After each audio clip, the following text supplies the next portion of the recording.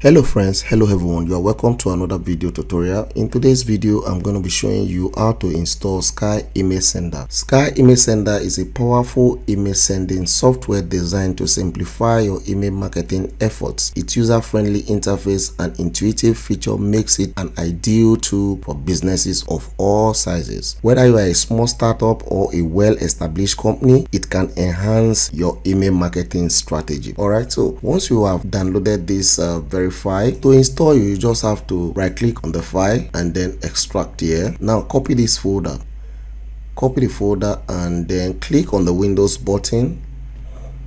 You can navigate to your document here. Okay, this is your document area. Then at this very place you see this PC. If you look at the left hand side, these options here, you find this PC. You can click on it from here, or you use the other way by clicking on it from here.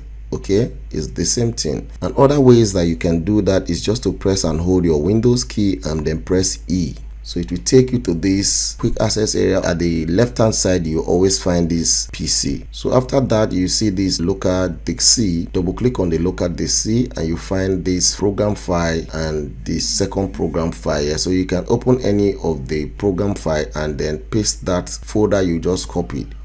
Let me open this, then I'll paste it here. Continue. Alright, so I just pasted. So the next thing I'll need to do here is to open this particular folder, and then you can see the Sky Image Sender. You have two Sky Image Sender here. So the second one is the one you are going to right click on and then send to desktop as a shortcut. Just right click on it, you can see send, then you go to send desktop, create shortcut. Okay, you just send it to your desktop and you can close this. All right, it's that simple.